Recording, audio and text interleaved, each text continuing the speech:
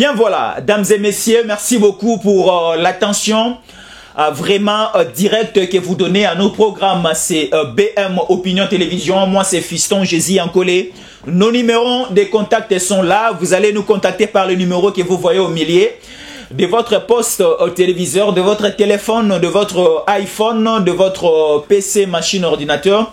Si vous voulez dialoguer, partager, communiquer ensemble avec nous sur WhatsApp, le numéro est bel et bien là au milieu, c'est écrit Fiston Jésus et c'est notre numéro de contact. Vous allez nous écrire et nous allons partager. Nous sommes de retour. Maintenant, nous allons prendre l'angle politique. Des révélations troublantes. Awa lelo et baby. Kagame est par terre. Kagame est en train déjà de ramper. Kagame abanaye kotambola logo la moto. Kagame angunzami akomaye kotambola logo la makaku. Et au moment où nous vous parlons, Kagame a commis kotambola logo la nyoka. Il est en train de ramper. Parce que souffle nae comme na souka. On vous avait dit au début de cette année, c'était au mois de janvier. Je vous avais dit que Kagame a reçu sa année 2023 au sommet de l'État rwandais. Nebisaki bino que Kagame a reçu sa moula le président de la République ya Rwanda. Je vous avais dit au cours de cette année 2023, Kagame a reçu Motonase et il y aura un nouveau président installé au niveau du Rwanda. Non, pas sabino ba révélation. Il y a aussi des images, des archives. On a la Sabino, on a la Sabino. Nazo annoncé, na obeta lisolo ya passé. L'isolo ya présent ya siko, na l'isolo ya futur ya maramu oyo se déroulé na niveau ya Rwanda. Na niveau aussi ya Est Afrique Mobimba. Il y avait dans le bela mami balé dans le bela mamba Rwanda, dans le bela pe mamba sport. Le ministre Serge Konde ya sport, ya gouvernement, ya Sama Lukonde Alongwe Shabani Nonda akomi ministre à sport. Pour révolutionner les choses. Les images à l'appui, je vais vous annoncer cela. Et avec des explications à l'appui, boss à la scotché, cimenté, branché jusqu'à la fin de l'émission. Et vous serez satisfait comme d'habitude. Avec Fiston Jésus, vous serez satisfait. Mais tout est dans la Mamba Rwanda. Avant tout est dans la Mamba Sport avec Shabani Nonda. Tout est dans la Mamba Rwanda. Au Rwanda, il y a quoi? Pour une petite histoire. Ndeko Paul Kagame Bakongolais belé basilikela ngasio na bengi ndeko. Paul Kagame a comment mokonzi na Rwanda na 1984. Non. Là j'ai commis l'erreur. Ndeko Kagame a comment président na Rwanda na 1994. Né a comment président na Rwanda. A comment président na Rwanda démocratiquement té. A comme président na Rwanda na nzela ba élection té. A comme président na Rwanda na coup d'état au basalaki ensemble avec Yoweri Museveni. À l'époque, na niveau ya Rwanda y avait un Hutu. Hutu ne abandaki ko gouverner, abandaki ko chapeauter, azalaki mokonzi na Rwanda, azalaki président na Rwanda. Il s'appelait Juvenal Habyarimana. Juvenal Habyarimana azalaki Hutu. Parce que na niveau ya Rwanda soto tali na bikolo na bango. Babikolo phare bazalara plus subdivisé en deux. Nous avons des Hutus et nous avons aussi des Tutsis. Alors, Ndeko Juvenal Habyarimana né azalaki le président de la République ya Rwanda. Avant Paul Kagame a ça la coup d'état. C'était Juvenal Habyarimana ne azalaki mokonzi ya mboka ya Rwanda. Azalaki Hutu. Alors c'était un bon président pour les Rwandais. C'était un président proche des Rwandais. C'était un président qui n'était pas dictateur comme Paul Kagame. Azalaki président oh manayeko solo na base na population. Oh azalaki social, il était trop proche de la population. Juvenal Habyarimana. Alors, il y avait une complicité du côté de l'Ouganda. Wapito monaki Paul Kagame na Yoweri Museveni na leki na bango James Kabarebe ba vandi ba comploter ba créer manœuvre na bango pona ko ya ko renverser régime ya Juvenal Habyarimana. Ba boma ba attaquer même l'avion de Juvenal Habyarimana dans le ciel. Dans les airs. avion ya Juvenal Aberimana autaki libanda ya mboka aokota siko na Rwanda vers l'espace aérien ya Kigali ya Rwanda. L'armée, la rébellion Yandeko Paul Kagame et attaqué avion ya Juvenal Aberimana dans le Zer Likolo. Avion et Panzana et Sala crash Aberimana Juvenal, président de la République de son état, à Koufa. Na crash avion où ils ont attaqué par le groupe rebelle il y a Paul Kagame. Juvenal Aberimana a Koufi, Paul Kagame a commis Mokonzi, a commis président à Rwanda en 1994. Boté à la place, problème est commis. Depuis que Paul Kagame a commis président à Rwanda, en 1994, je le répète, je le rappelle et je le répète. Depuis que Paul Kagame a commis Mokonzi à Rwanda, la situation sécuritaire au niveau du Rwanda est comme passé. La dictature est côté en Rwanda depuis Paul Kagame a commis Mokonzi à Rwanda. Les social des Rwandais est Kita et Koufa. Aujourd'hui au Rwanda, tu ne peux pas passer à la télévision critiquer les actions de Paul Kagame, critiquer la politique de Paul Kagame, critiquer les régimes de Paul Kagame. Il y a plus ce que nous appelons la démocratie. La démocratie, c'est le pouvoir du peuple pour les peuples et par les peuples. C'est ça la définition de la démocratie. C'est le pouvoir du peuple pour les peuples et par les peuples. Mais il n'y a pas la place du peuple, de la population au niveau du Rwanda. Parce qu'au sommet du Rwanda, comme Paul Kagame est président, il a piétiné la démocratie, il a instauré la dictature. Alors, la majorité, il y aura que des vérités dans l'émission. Si on va nous tuer, pour la vérité, on va nous tuer. Alors, la majorité de la population en Rwanda, qu'on se le dise, Kagame. Mais tellement que Kagame est trop agressif, il y a un peu de babangaraï. Moyen ba le bezate, moyen ba la gisa mécontentement la bango ezate babangaka. Mais la majorité, sur les 100% de la population rwandaise, 90% balingaka, Paul Kagame était. Parce que au niveau de Rwanda, il y a les Hutus et les Tutsis. Les Tutsis sont des sanguinaires. Les Tutsis sont des personnes irresponsables, sont des dictateurs, sont des diables, sont des personnes un peu comparables comme les animaux. Ce sont les Hutus qui sont les personnes qui sont bien au niveau de Rwanda. Les Hutus. Mais les Tutsis sont les sanguinaires, sont les diables. Bandeko ya Paul Kagame. Alors, il y avait une prophétesse au niveau du Rwanda. Les images à l'appui. Les images vont venir. Vous allez suivre la vidéo.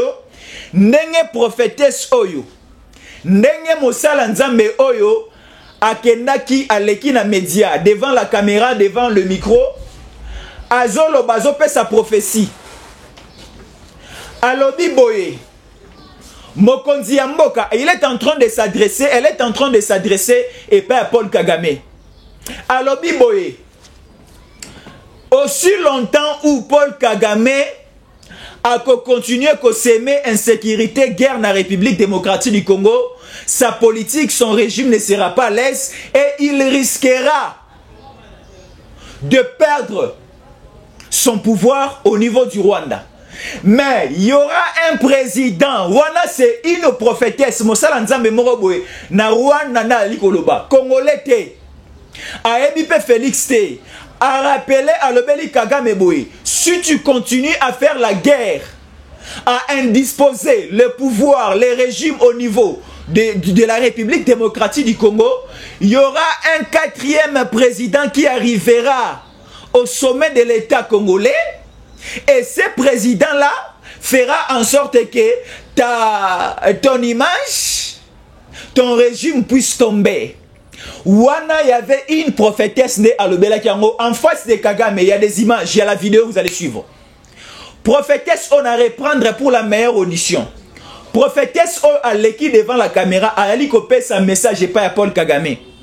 A ebi si Paul Kagame Nous vous demandons, yakotika kosala guerre na République démocratique du Congo, yakotika kotina ba soldats, yakotina ba rebelle, ba kende ko piller, ba kende ko boma, bato na République démocratique du Congo. Lokola olingi koyoka te.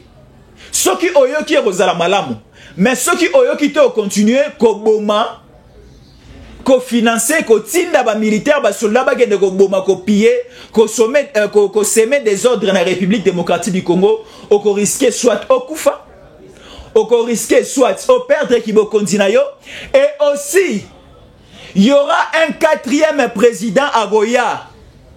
Et ce président-là a 100% congolais des pères et des mères, yene à Goya ko provoquer shit na yo. Wana tozalaki le message, la prophétie et pesama pendant que Joseph Kabila Kabange azalaki mokonzi awa. Prophétie et bimaki balobi, il y aura un président à Goya na République démocratique du Congo, il sera 100% congolais des pères et des mères, yende a occasionné shit na yo Kagame. Wana prophétie bimi. Tangu prophétie est comme na mateo ya Kagame, tellement que Kagame aza démocrate. Tellement que Kagame ayokara conseil te, Kagame atina batu butu ba kende ko boma ba assassiner maman oyo. Ba assassiner prophétesse oyo. Au moment où nous vous parlons, la prophétesse n'existe plus. La prophétesse ça na samabele. Mais prophétie na ye boyo kasiko ndenge bandi ko koma ko se concrétiser. Maman oyo prophétesse oyo borolanda na bilili. Alobaki ke Kagame soki otiki te kotungisa Congo, il y aura un président à Royana qui bo continent Congo kuna ne politique na ye, sa manière de faire et rosala ke régime na ye est chuté et rosala ke au perdre qui bo kondi. Wana c'était à l'époque de Joseph Kabila Kabange. Chiko awa boye prophétie à maman oyo et komi kokokisama. Parce que République démocratique du Congo est Zumokondi o azali nationaliste o aza congolais des pères et des mères, un véritable congolais répondant au nom de Félix Antoine Tshisekedi Tshilombo. Botala première partie ya prophétie nenge kokisami. Maman oyo aza congolaise te. Ayebi pe Congo te loko te men Nzambe alobeli alobela Kagame. Ketika kotungisa ba congolais. Tika koboma ba congolais. Soki olingi koyoka te, il y aura un président 100% congolais des pères et des mères à Rozobo continent mabele à Congo et yende a koya ko faciliter shit na yo Kagame. Chiko Félix Ayasu Kibokondi. Prophétie une partie na ngo kokisami. Chiko awa ndenge tozali koloba boye. Politique ya Félix Antoine Tshisekedi Tshilombo et komi kotia Kagame mal à l'aise. Depuis que Félix Antoine Tshisekedi Tshilombo a commis mokonzi, atikali jamais kotina bato, bakende ko agresser Kagame, bakende ko agresser Kigali, bakende ko agresser Rwanda. Félix Antoine Tshisekedi Tshilombo jamais atikala ko proposer pe ko kanisa rosa la bongo. Mais la magie, la politique, le système de fer, la stratégie de Félix est commis ko indisposer les régimes de Kagame. Moi na ya lisolo ya mutu ono tiko bete la bino Juvenal Abiyarimana président o Kagame a assassinaki pour lelo Kagame a comme président. Moi na ya Juvenal Abiyarimana se prépare déjà pour na aboto la Kagame qui bokondi. Vous allez suivre sa photo et les images de la vidéo. Donc au moment où nous vous parlons, la prophétie de cette prophétesse est comme Koko Kisama. La politique, la diplomatie. Il y a Félix Antoine Tshisekedi Tshilombo et comme indisposé de Paul Kagame. Ba Rwandais et Belé ba comme se révolter. Ba Rwandais et Belé ba lobi, nous devons nous prendre en charge. Moi na Juvenal Abiyarimana lobi, il faut na kende na Rwanda wana récupérer pouvoir. Na zongisa indépendance démocratie na kati ya Rwanda. Parce que je vous avais bel et bien dit ici que la démocratie n'existe pas au niveau du Rwanda, n'existe plus au niveau du Rwanda. Il n'y a que de la dictature. La démocratie, c'est le pouvoir du peuple pour les peuples et par les peuples. Ça n'existe plus au niveau du Rwanda. C'est ça la définition de la démocratie. Est-ce qu'il y a le pouvoir du peuple au Rwanda? Non. Est-ce qu'il y a le pouvoir pour les peuples au Rwanda? Non. Est-ce qu'il y a le pouvoir par les peuples au Rwanda? Non. Le pouvoir du peuple pour les peuples et par les peuples, ça n'existe plus au niveau du Rwanda. Alors, moi, Juvenal Abiyarimana, Oyo Paul Kagame Aboma, Alobi Azozonga na Rwanda, 2023, Oyo aussi la terre à Rokoma Mokonzi. Prophétie, ya maman prophétesse O Kagame Aboma. Kalate ezali ko se concrétiser. Parce que une première partie, à la kaki que Joseph Kabila Kabange a Rolongwa. Il y aura un président Aroya na moto et école au Congo à 100% congolais des pères et des mères. Aroya Kotia Panzi Likolo na manière de faire ya Kagame. Au Monique Félix depuis ya Kagame Panzi Likolo. Moyen akota Aïba Aboma ezate. Moyen Aïba ba minéré na biso ba or na biso ba cuivre ba diamant ezate. Kagame est par terre.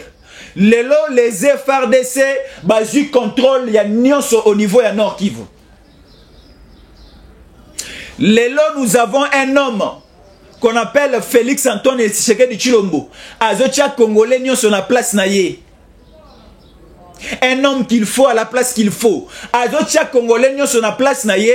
Congolais au hasard responsable a tient la responsabilité na place na ye pour rendre service n'école au Congo. Azui Christian Chiwewe a élevé à commissaire général.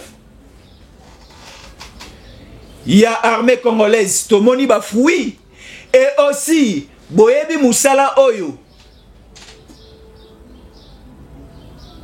le général d'opération Chikwazo Sala à niveau est. Tala, semaine passée Mobimba.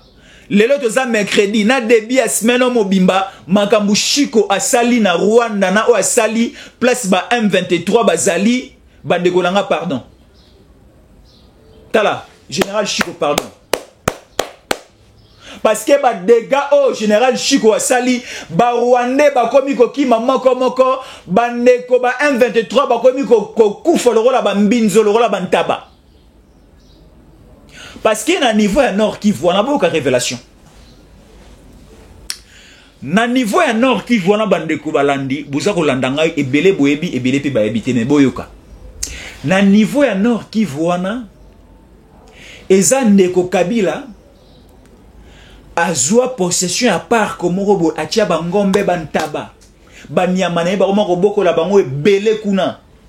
Si qu'on a kati ya parc wana na zone wana, il y a que des Rwandais, il y a que des M23, bazalaka na kati kuna, mais ça na kati ya Congo, bazwa contrôle ya zone nyonso wana.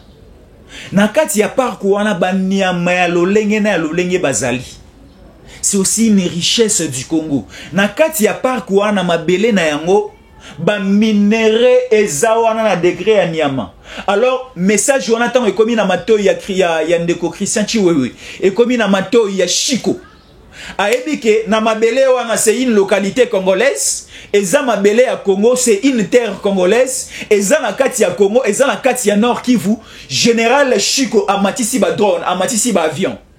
Na kati ya parc wana na kati ya mabele na biso na Nord Kivu, tala ebele ya ba Rwandais. Tala ebele ya ba M23, bazwa contrôle, ba koma ko boma bandeko na biso sans contrôle. Alors général Chiko amatisi drone, amatisi avion. Bah quoi ici, première bombe, deuxième bombe, troisième bombe. Kagame a gagné.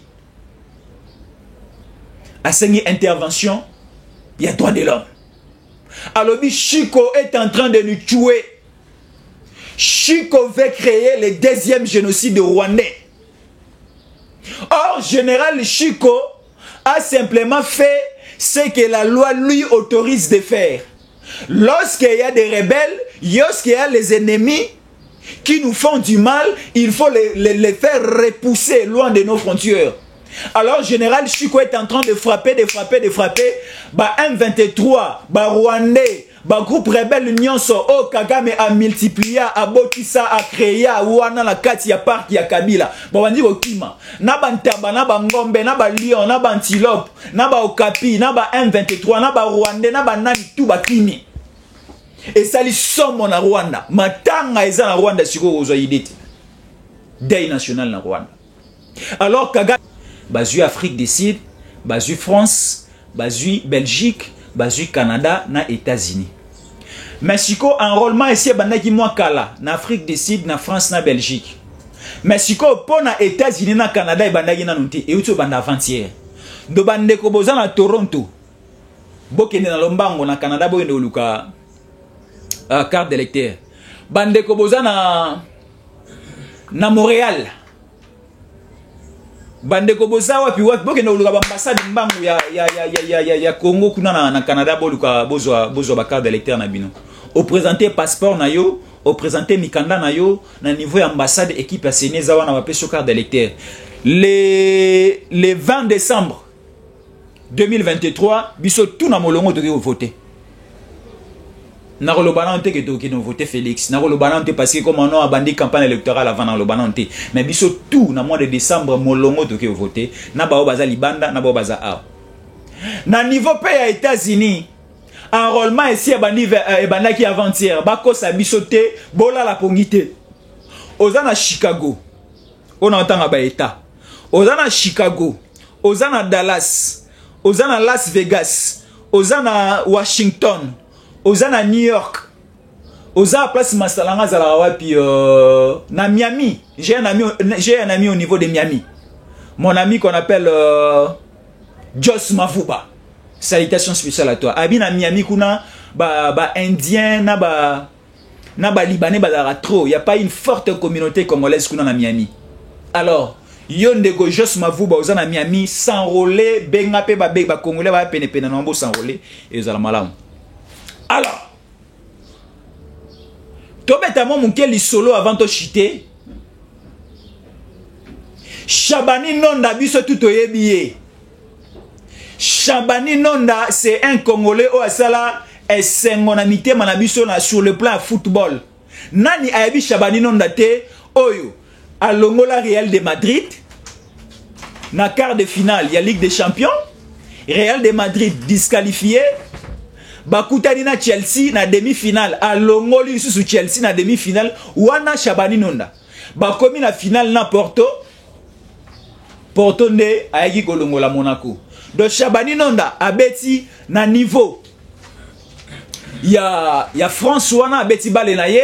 Ayeti na Monaco abeti bale place à beta kili à finale la Ligue des Champions. À Longwe na France abeta ki paiement mouké na côté ya Italie. Parce que après France, après Monaco, akaitaki na ngambo Italie. Donc Shabani Nonda c'est un nationaliste. Shabani Nonda tango abeti bale na ye na mouké ya mbongo aganyaki aye awana Gombe. Eza na ba hotel misatu o Shabani Nonda atongi. Ata Shadar atonga hotel a bonté. Ba Shadar batongi libanda ya mboka. Bato balena Kabila na régime Kabila. Ba yibi ba mbongo ba minere na biso batongi libanda ya mboka. Mais Shabani Nonda na mbongo na ya muke o a gagné na bale abeta na poto atongi ba hotel ebele ana Gombe. Apesi ba Congolais misala. Shabani Nonda a le souci à rechanger le football congolais.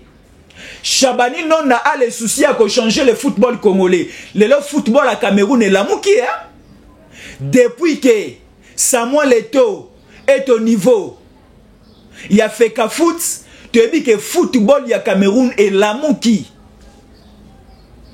Le football na niveau à Sénégal est la mouki. Sénégal na 2022 Bazu Coupe d'Afrique des Nations. Na 2023 Oyo Bazu Chan, championnat d'Afrique des Nations, c'est-à-dire il y a une politique au Sénégalais bâtie en place, politique sportive au Sénégalais bâtie en place, et la moussi sport et la moussi football à niveau à Sénégal. Na Côte d'Ivoire n'en parlons même pas. Les lobotang et la Congolais ni au la succès à niveau Europe. Félicitations à la chancelle Mbemba. Mais le domaine à niveau Europe, ce sont les Camerounais, les Sénégalais, les Ivoiriens qui dominent. Token à niveau allemand, Tomoni Chipo Mochinga. Un bon joueur à la Bayern de Munich, à sa nationalité camerounaise. Tomoni Kakawana Bayern Munich, en Allemagne, Sadio Mané, le ballon d'or africain. Il est sénégalais. Toyen en France, et ça ba ivoirien belé, ba sénégalais, ba camerounais belé, ba gabonais belé. Token en Angleterre, il y a Aubameyang, Tokeboy. Token à niveau, il y a Inter. Gardien Inter, c'est un Camerounais. Jour nini autre monde na Barcelone, un Congolais ayamba na Barcelone, un Congolais ayamba na Real de Madrid, un Congolais ayamba na Milan, un Congolais ayamba na Porto, ayamba na Tottenham, ayamba na Chelsea. Parce que récemment, les gardiens titulaires à Chelsea, c'était un Sénégalais. Politique nini oyo bandeko oyo ba Sénégalais, ya ba Camerounais, magie nini maele nini bali ko salela pour la football na bango ki ndeni boso. Organisation en interne ezanini. Bandeko ya feko Fabino tubo banana ko longo afato ki pe problème na bino. Chabani Nonda bientôt ministre et sport. Je vous dis Chabani Nonda ministre et sport. Serge Konde là-bas. Chabani Nonda ministre et sport. Akoye la biso système style léger à Sika. Politique sportive et ko changer. Qui moïbi détournement et ko changer. Il y a même un ami. Ah c'est qui s'en a epsinga fiston. Il y a manga peine émission na yo. Na ke no bunda komba moro bon États-Unis na John Cena. Mais là na mon soloté. Serge Konde a pesa 100 millions de dollars, 100 000 dollars. Na no bunda na John Cena na komba mon États-Unis. Il y a catch na John Cena. Attends c'est qui s'en a do c'est canal. Donc cela veut dire le lot ceux qui osent a besoin à mongo au monter car scénario moro boyoke pas Serge Konde ke na l'état mongo ebimi. L'acheter légérité on a tout ligna mo souté. Chabani Nonda un véritable a comme ministre à sport. Na niveau fait qu'on fa na to lokapé ba animateur à Malonga. Comment expliquer ça fait plus ou moins 4 ans à 3 ans championnat na biso et bandara et s'il a raté 4 ans na nzela. Le tomoni SV Club, tomoni Mazembe, tomoni Lupopo ba poli week-end passé na Interclub de la CAF. Lupopo a poli D1, Mazembe a poli 3-1, Vita a poli 2-1. Félicitations Moukepa bandeko na mission ya Dering basala 0-0. Na Diable Noir ya Congo Brazzaville. Alors cela prouve que football na biso ekiti.